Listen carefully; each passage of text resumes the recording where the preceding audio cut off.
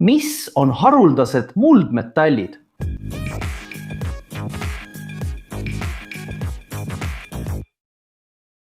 Tere inseneeria huvilised! Täna sukeldume materjalide maailma, mis on sama olulised kui salapärased ning käitavad tänapäeva tehnoloogiat ja on paljude ülemaailmsete arutelude keskmes. Me räägime haruldastest muldmetallidest ja sa oled neist kindlasti kuulnud, eks? Neid mainitakse uudistes, tehnoloogiaartiklites, aga kas sa tead täpselt, mis need on ja miks nad on nii väga ihaldatud? Aga mis need haruldased muldmetallid siis õigupoolest on? Kui räägime haruldastest muldmetallidest, siis esimene pilt, mis pähe tuleb, on midagi ülimalt haruldast. Peaaegu nagu peidetud kalliskivi, kas pole? Aga siin ongi juba esimene suur üllatus. Nad ei ole maakoores nii haruldased, nagu nimi viitab. Tegelikult on mõned neist isegi tavalisemad kui vask ja plii. Kui nad ei ole nii haruldased, siis miks neid nimetatakse haruldasteks muldmetallideks? See termin tuleneb raskusest leida neid majanduslikult asuvates kontsentratsioonides ja eelkõige nende üksteisest eraldamise keerukusest. Kujutage ette, et teil on liivakast, mis on täis segamini värvilisi kuulikesi. Kuulikesed ise ei ole haruldased, kuid nende värvi järgi ükshaaval sorteerimine on väga töömahukas. Just see teebki need eriliseks ja raskesti kättesaadavaks. Just see ekstraheerimise ja töötamise keerukus annabki neile kaubanduslikus ja tööstuslikus kontekstis haruldaste ainete staatuse. Keemiliselt rääkides on haruldased muldmetallid 17 kindla keemilise elemendi kogum. Nende hulka kuuluvad 15 lantaniidi: lantaan, tseerium, praseodüüm, neodüüm, promeetsium, samaarium, euroopium, gadoliinium, terbium, disproosium, holmium, erbium, tüllium, üterbium ja lüteetsium. Lisaks kahele elemendile, mis käituvad väga sarnaselt ja mida sageli leidub samades maagiladestustes, skandium ja itrium. Kõigil neil elementidel on sarnased keemilised ja füüsikalised omadused, mis teed nende eraldamise üsna keeruliseks ülesandeks. Kuid just nende väikeste erinevuste manipuleerimise võime muudabki need elemendid tänapäevase tehnoloogia jaoks nii väärtuslikuks. Nüüd, kui me teame, mis need on ja miks, võib nimi haruldased olla veidi eksitav. Suur küsimus on, miks neid elemente nii väga ihaldatakse, et neid peetakse paljude riikide majanduse ja julgeoleku jaoks üliolulisteks. Vastus peitub nende ainulaadsetes omadustes. Need ei ole lihtsalt veel üks metall. Neil on omadused, mis isegi väikestes kogustes võivad radikaalselt muuta toodete ja tehnoloogiate jõudlust, mida me iga päev kasutame. Vaatame mõningaid näiteid, mis näitavad nende elementide jõudu. Mõtle elektroonikaseadmetele, mis sul kodus on. Sinu nutitelefonile, lameekraaniga telerile, arvutile. Ilma haruldaste muldmetallideta ei eksisteeriks paljud neist seadmetest sellisel kujul, nagu me neid tunneme.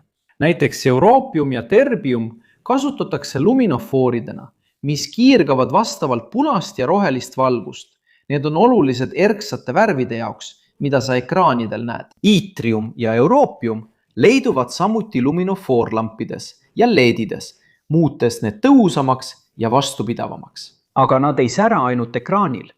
Kas oled kunagi mõelnud, mis teeb kõrvaklapid nii väikeseks, kuid samas nii võimsa heliga? Või mis muudab auto elektrimootori nii tõhusaks?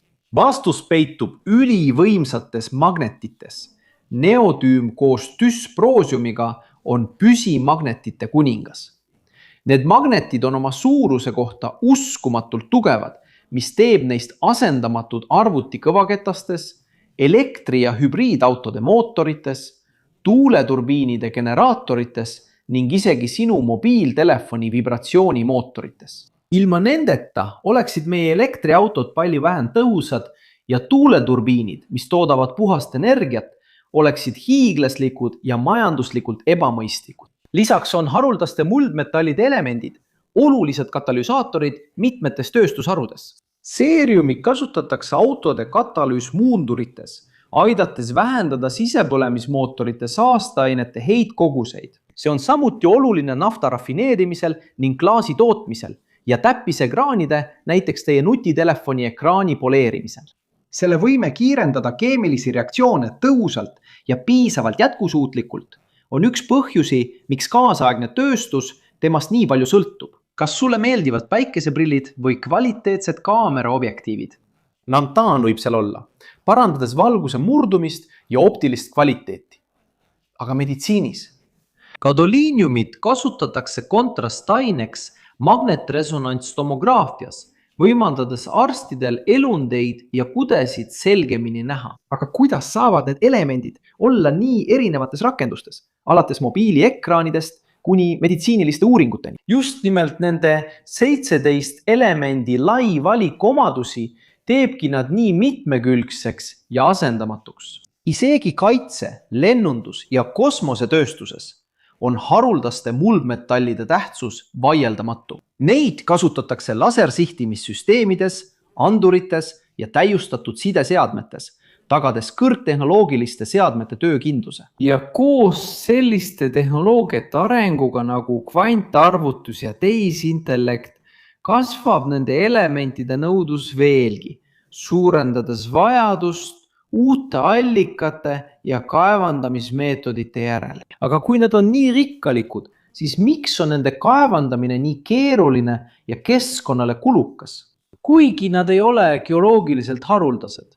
Kontsentratsioon ja kaevandamisprotsessid ja eriti nende elementide keemiline eraldamine on keerulised, aeganõudvad ning tekitavad toksilisi, sageli radioaktiivseid jäätmeid, kuna need on looduslikult seotud mineraalidega, mis sisaldavad tooriumit ja uraani. See tekitab tõsiseid keskkonna- ja terviseprobleeme kaevanduste ja piirkondade lähedal elavatele kogukondadele.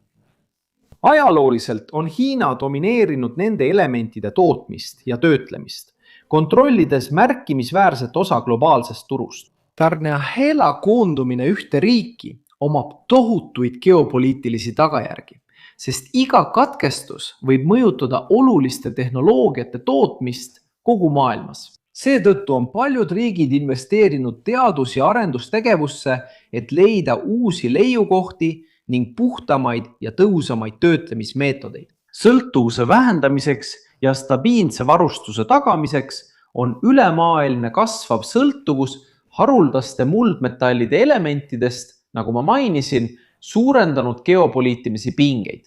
Hiina, kelle käes on üle 60% maailma toodangust ja peaaegu 90% nende materjalide rafineerimisest, on kasutanud oma domineerivat positsiooni strateegilise vahendina, kehtestades turupiiranguid, mis mõjutavad ülemaailmseid tarneahelaid. See turu kontsentratsioon tootmise ja energia tootmise osas Hiinas, Hiina tootmise, Hiina energia tootmise ja Hiina energia tootmise osas.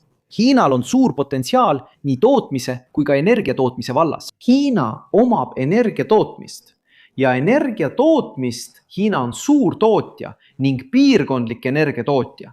Eriti nendes ressurssiderikastes piirkondades, kus majanduslikud ja strateegilised huvid põimuvad. Muutes need elemendid mitte ainult väärtuslikeks kaubateks, vaid ka võimalikeks rahvusvaheliste vaidluste katalüsaatoriteks. Kui oled siiani jõudnud ja sulle video meeldis, siis kindlasti telli kanal, kui sa veel pole seda teinud. Pane like ja aktiveeri teavituste kelluke. Ja kui leiad, et meie sisu on huvitav, kaalu liikmeks hakkamist, et aidata meil siin platvormil sisu toota ja saada meie videotes mainitud. Ja kui oled uudishimulik ja tahad rohkem teada meie soovitatud kursuste kohta, siis kasuta siin kõrval olevat QR-koodi või lingi videokirjelduses. Et saada ligipääs mitmetele võimalustele, arendada erinevaid oskusi, mis annavad sinu karjäärile eelise. Kas sa teadsid haruldastest muldmetallidest? Kas sa kujutasid ette, et need elemendid on meie igapäevaelus nii olulised ja nii laialt levinud? Jäta oma arvamus siia kommentaaridesse, ma tahan teada.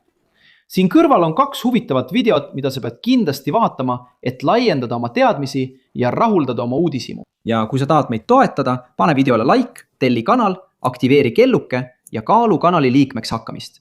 See ongi kõik insenerihuvilised, suur kallistus ja kohtume järgmises videos.